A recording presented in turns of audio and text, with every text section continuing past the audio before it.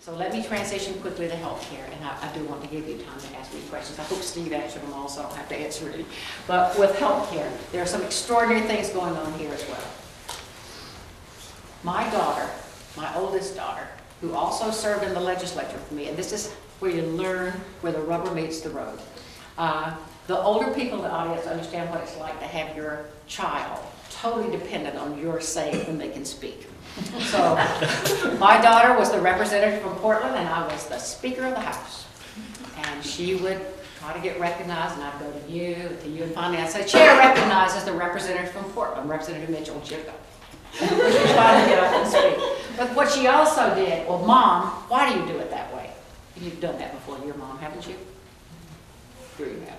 But at any rate, the point is she challenged the status quo, and she wasn't afraid to. And sometimes I wanted to say, well, just because, but you can't. And we learn from each other. So you took the new ideas and you blended them with your experience, and you came out with a better product. Well, this young lady has one of those ABDs, all with a dissertation, and in health policy. She works for the Maine Health Coalition. If you think exciting things aren't happening in getting the cost curve fit, because we've done a great job in Maine in making sure people are covered, and I'm very proud of that. We are about 6th in the country of making sure people have some access to some kind of health insurance, but it costs too much. We can't afford it. So they're bending the cost curve, as Obama says, and this coalition, they're self-insured, so they have a little more control. So how do we take what they've learned and apply to everybody else? This Hannaford, BIW, the state of Maine, and I don't know how many other companies are a part of this, but they actually reward people for good health behavior. I'm going to go back to Chimbrow, where they make the modules that go down to Penobscot. You can't smoke on that site. This is a hard hat site. 0 smoking is tolerated at that work site. But to sweeten the pot, if you have a health issue, if you have a chronic disease, maybe you need to manage your diabetes, maybe you need to lose weight, maybe you need to stop smoking. If you work for them, at the end of the year, if you do your individual health program, they got paid $1,500. They got a healthier workforce, and their costs went down 6% when everybody else is going up. So getting a healthier workforce is in our best interest, but sometimes we have to have incentives to make us do that. We talked about lack of primary care. The hospital in Southern Maine and Tufts University have partnered. They've created a virtual medical school. And they have young people, and most of them are from rural Maine, who are in this medical school. And the hope is they'll come back and practice in rural Maine, because there's a shortage of primary care physicians. We're going to have to reimburse doctors and hospitals and all the other providers for wellness, not just sickness. And how do we do that? We may have to create our own pool of insurance here. We've got to wait to see what the federal government does. Maine cannot go it alone. And at the same time, we have made a game effort of what can we do to follow these models that we know work. So I think we've touched on healthcare, energy, education. Maybe it would be better if I let you ask me questions so I don't skip things that you might be interested in. So, yes, if you will take a position on finding out why boys are falling behind. okay, if I may, I want to use this question to talk about what we've got to do in our schools. It isn't just boys, girls also. Our schools, we have been so caught up in talking about consolidation, we've forgotten to talk about what's happening in the schools. And it isn't just about money, it isn't just about geography.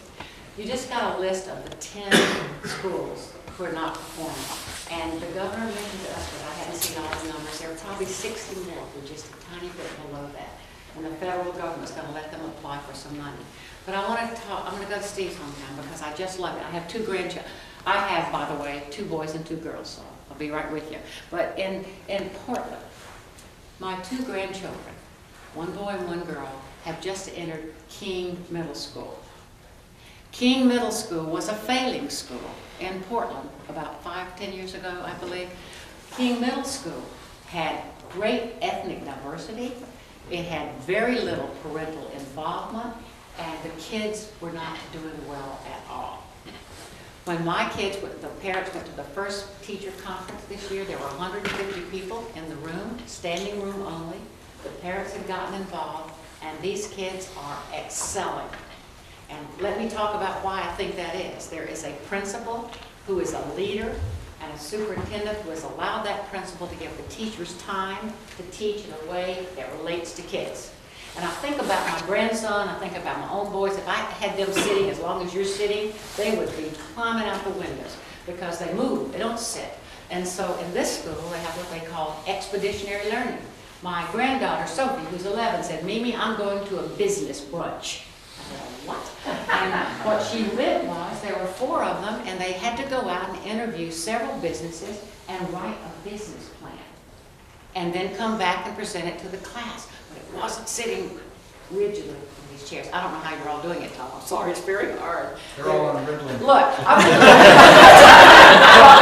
at any rate, in one of the schools now that's on the list that's not performing well, it's also important. So what is the common denominator? I have a feeling it's a lot of leadership. They just filmed a documentary on this school in Portland to teach other people in the rest of the country. We need to teach other people in our country.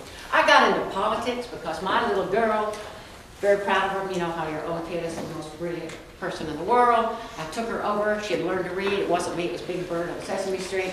But at any rate, I said, oh, what do you do with kids who already know how to read? She'll have to wait till they all catch up. It's an attitudinal thing, whether it's a boy or a girl or anything else. We can do better. We have no choice. Because all the universities in the world aren't going to make any difference. They're all doing remedial work. That's one of my biggest things that I dislike in Maine.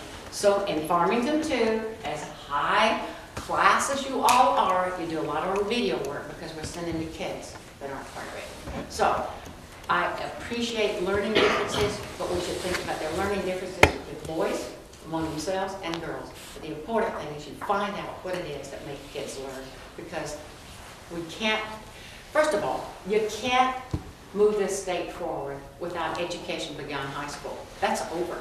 Those days are over. I tried to create the 13th year because I thought a lot of Maine people would benefit from the chance. If they got into college, we could keep them there.